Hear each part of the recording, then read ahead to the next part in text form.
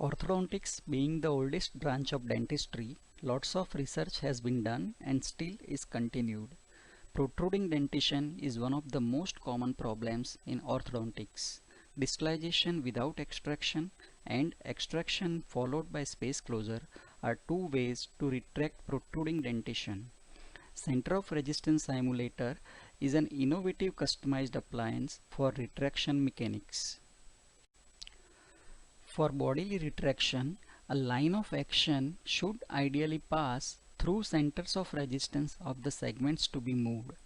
If it is not feasible practically, then at least the line of action must pass at the level of the centers of resistance in all three planes of space. This concept is based on this principle of biomechanics. Let us analyze sliding mechanics of space closure with continuous wire. The line of action is about 8 mm occlusal from center of resistance of posterior segment, 10 mm occlusal from center of resistance of anterior segment, and 9 mm occlusal from center of resistance of the entire system or entire dental arch. This force diagram is prepared to achieve pure bodily movement of anterior segment. Force values are for understanding purpose only. Applied force is 200 gram. Consider sliding resistance about 100 gram and therefore force to overcome sliding resistance is 100 gram. But in response to this 100 gram force, a clockwise moment of 900 gram millimeter is generated on entire system or dentition. Now coming to actual space closure component, 100 gram retraction force on anterior segment is balanced by 100 gram protraction force on posterior segment. Because of 2 mm shorter moment arm length of posterior segment, 200 gram millimeter counterclockwise moment is felt by the entire system. So a net effect of 700 gram millimeter clockwise moment is felt by the entire system, leading to bite deepening, which is undesirable in most of clinical situations except open bite cases requiring incisor extrusion. A reverse curve of P can be placed in arch wire to oppose this bite deepening moment on the system, but adverse effect is extrusion of posterior dentition. This extrusion is fortunately opposed by muscle forces in horizontal growers and in normal growers up to some extent, but in long faces having poor muscle tone, this extrusion is always undesirable. Transpalatal arches in patients with wide palate and normal tongue posture can be very helpful in such vertical growers. But in patients with narrow palate and lower tongue posture, TADs are required to prevent this extrusive component of the force system. This is how we achieve bodily retraction of the anterior teeth without bite deepening and without opening up of the mandibular plane angle. Though we are achieving very much predictable results with sliding mechanics, CRS is having simple force diagram in comparison to sliding mechanics provided it is precisely planned and executed. Prior attempts have been tried to simulate center of resistance with C retractor by Korean researchers. Bending of power arm in response to applied force not only fails to achieve bodily retraction but also makes system statically indeterminate, and taxis encourage a bit more if bending does not occur at the encouraged segment, whereas such design allows 100% force transmission to the anterior segment, which in turn makes the force system statically determinate. Some amount of transverse expansion of anterior segment does occurs during retraction, which is needed as the anterior teeth are moved to wider dimension of basal bone along with retraction. Considering right and left posterior segment rigidly splinted as one multi-rooted tooth and anterior segment as the other multi-rooted tooth, these are their respective centers of resistance. In this proposed concept, there is no continuous wire between anterior and posterior segments. Retraction force is applied three-dimensionally at the levels of their respective centers of resistance. As there is no rotational tendency, no moments are generated and hence no counter moments are required to balance. thus reducing number of force elements and related hurdles. Encourage reinforcement requirement in anteroposterior plane is same with frictionless or sliding mechanics. Let us understand the line of action in three planes of space when using CRS. Center of resistance of anterior segment lies in alveolus between two central incisors. In sagittal plane, the line of action is at the level of centers of resistance of the anterior and posterior segments. So teeth move not only maintaining their inclination but their relationship to the occlusal plane as well. In coronal plane, again the lines of action are at the level of centers of resistance of the segments to be moved. So teeth move without canting the occlusal plane. In transverse plane, the lines of action are equidistant to their respective centers of resistance. So the resultant force is passing at the level of centers of resistance of the anterior and posterior segments. Anteriorly, if single point of force application is available in midline, then also responsive moments on either side cancels each other.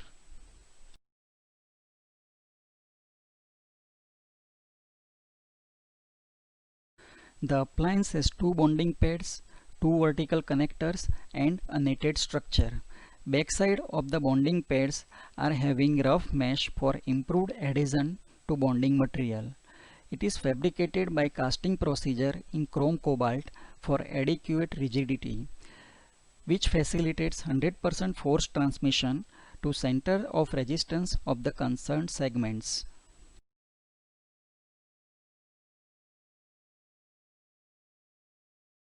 These measurements are determined to offer required rigidity in minimum possible cross section.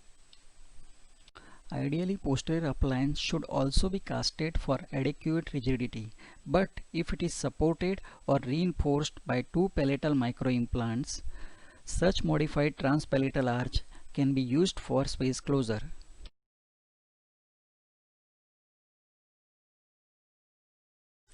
These are clinical steps for appliance fixation.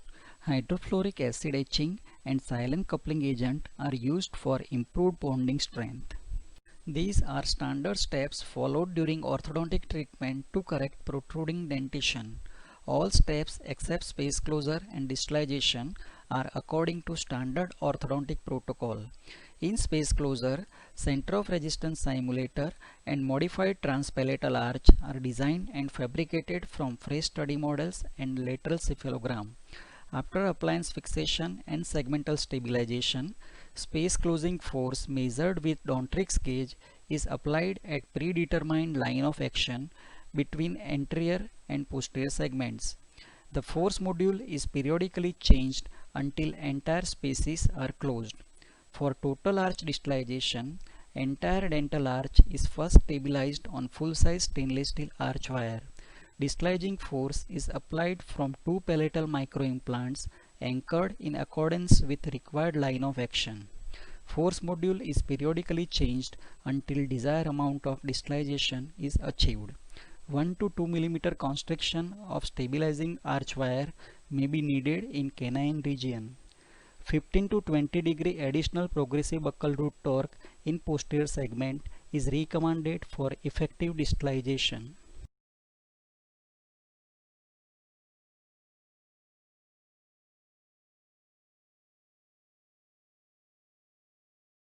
For designing the appliance, first on cephalogram, draw occlusal plane connecting incisal edge and cusp tips of posterior teeth and mark centers of resistance of posterior and anterior segments. Draw a line of action between these 2 points and mark a point 5 mm posterior to palatal bony contour on the line of action to compensate for soft tissue thickness and hygienic clearance. Drop down two perpendicular lines from the points on occlusal plane and measure vertical distances. Also measure horizontal distances between labioincisal edge and these points on occlusal plane. Now on model, cover palatal area by 1 mm thick wax sheet. Transfer anterior and posterior points in midline as per their horizontal distances. Transfer the posterior horizontal distance on either side until it marks on wax with the vertical distance between occlusal plane and center of resistance of posterior segment. Measure distance between line of occlusion and these points. Transfer the distance in the anterior region and mark a perpendicular point which locates right and left point of force application. This point may not necessarily be at the level of center of resistance of anterior segment, but in midline we will definitely get a point at the level of center of resistance of anterior segment and even more apical. Plan lines of action required for particular case. Make provision for couple of additional points in transverse and vertical plane.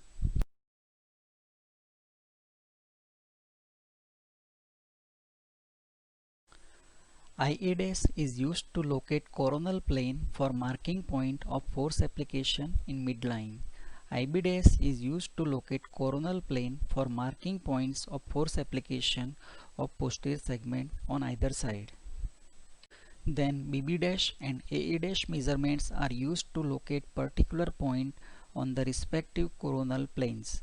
So far all appliances I have used are designed and fabricated by manual casting procedure. More precise and faster designing and fabrication may be possible with CAD/CAM using DMLS 3D printing. For that, DICOM files from CBCT and models are required. The line of action is not necessarily be at the level of centers of resistance. It can be apical or occlusal to these points if anterior-posterior tipping of occlusal plane along with space closure is desired. If line of action is apical from center of resistance of posterior segment, there will be intrusion and distal tipping of posterior segment along with space closure. If line of action is like this, there will be extrusion and mesial tipping of posterior segment, intrusion and torquing of incisors along with space closure.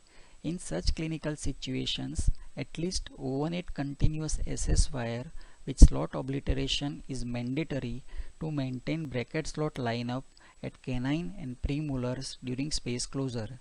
Additional 35 to 40 gram force is required to overcome minimum friction value. Such cases do require constant supervision for any unwanted movement. These are 9 possible points of force application, 3 in midline, of which middle one is at CR level. One 3 mm apical and the last is 3 mm cervical to the CR. 3 on right side and 3 on the left. Distances mentioned here can be set as per individual case requirement and palatal contour. He is a 15-year-old boy with chief complaint of protruding teeth. He is having average growth pattern, convex profile and obtuse nasolabial angle. Intraoral findings are class 2 molars, increased overjet and proclined lower incisors. Upper arch en masse bodily distalization with torque correction are principal treatment goals.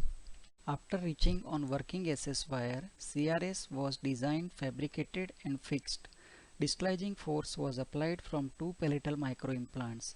For first 6 months, there was hardly any distalization, but after adding progressive buccal root torque in posterior segments, faster distalization was achieved. Occlusal view showing noticeable changes after distalization.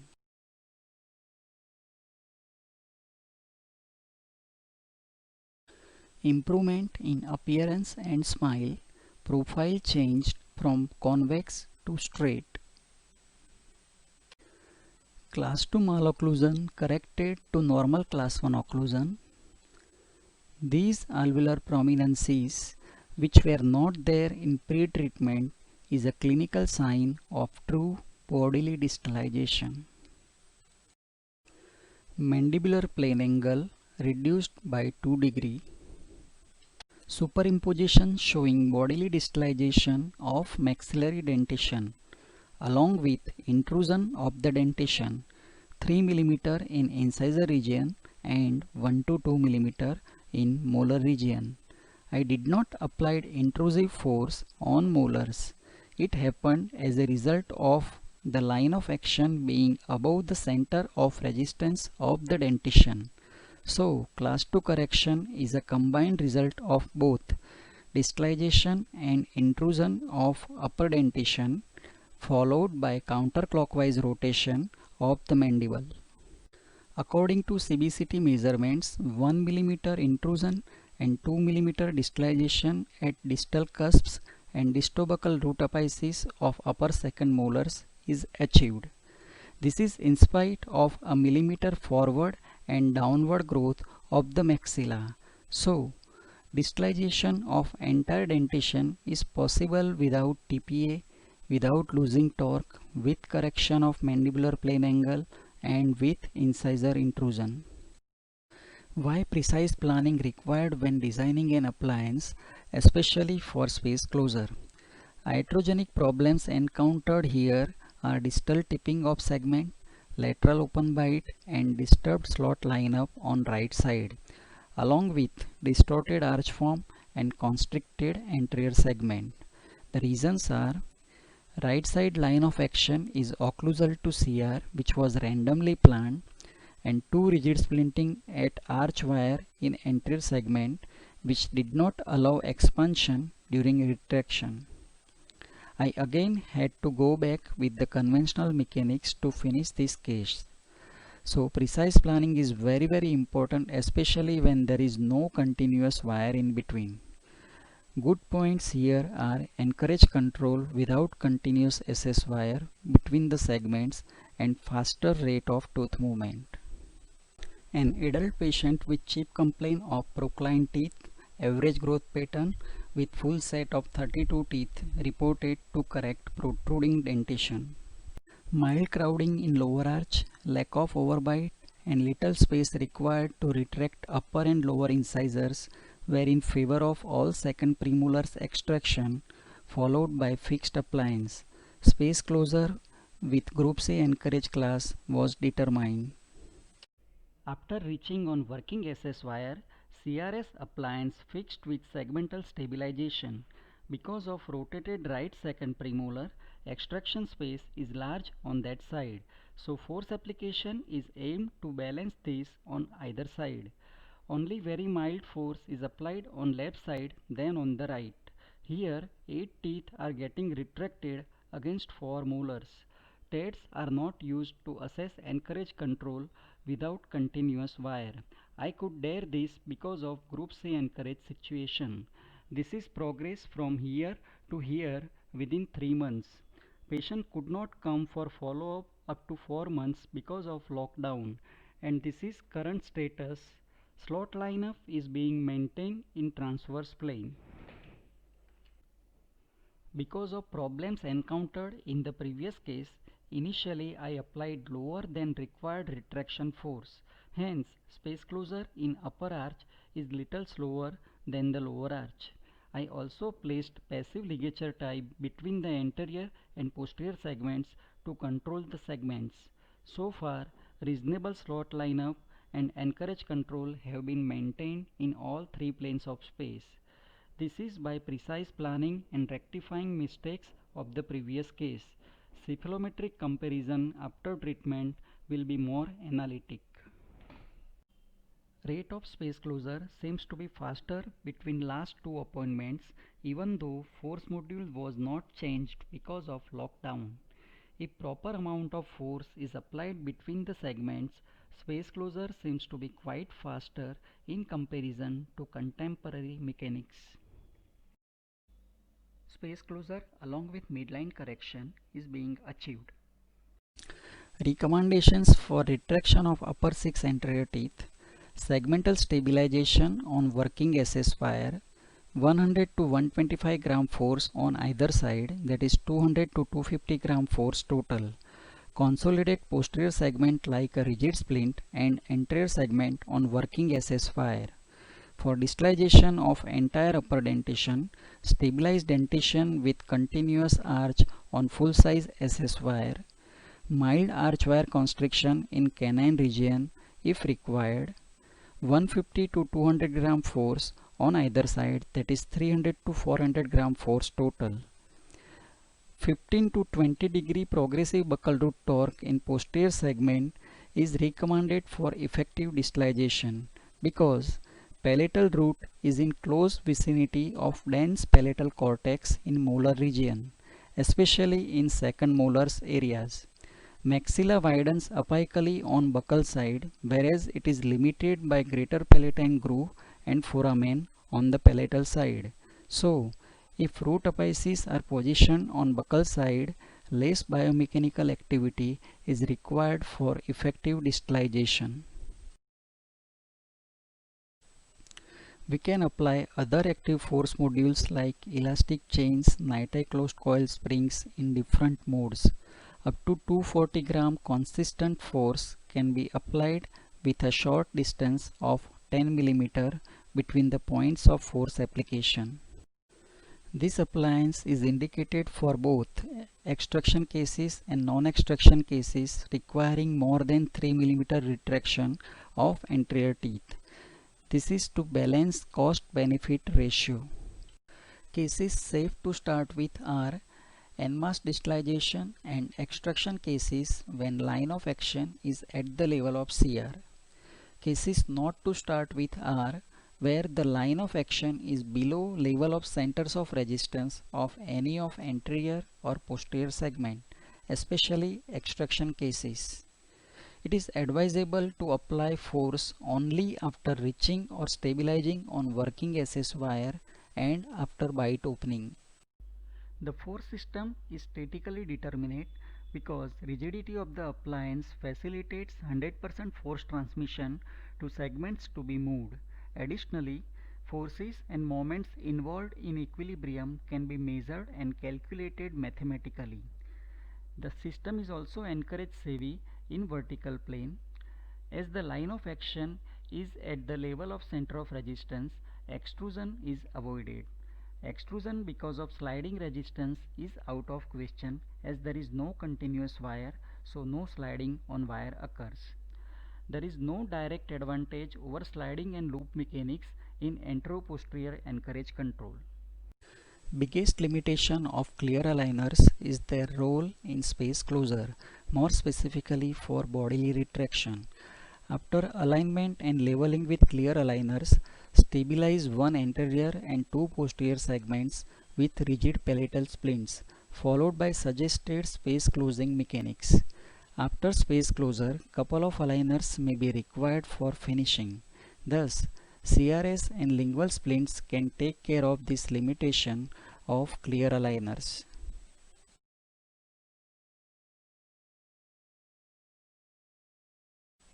This slide is just for planning line of action. This is a retreatment case requiring intrusion and torque regaining.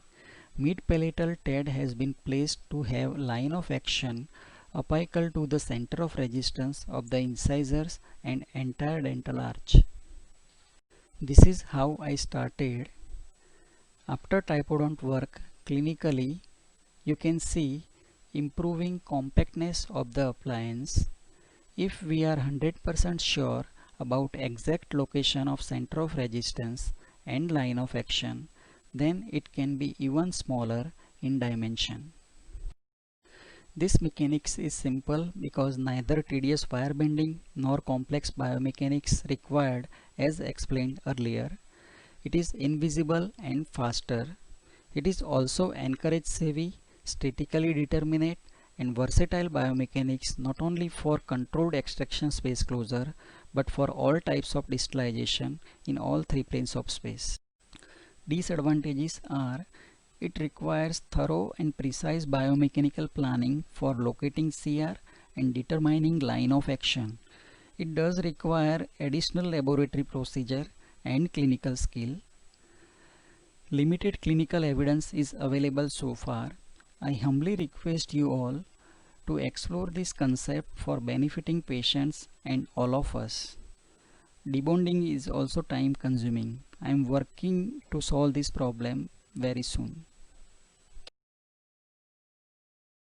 It is too early to conclude, especially for any new appliance. Without widespread exploration and without large-scale clinical study, Let us join together to convert this hypothesis to real existence in our day-to-day practice, because together we can. Thank you.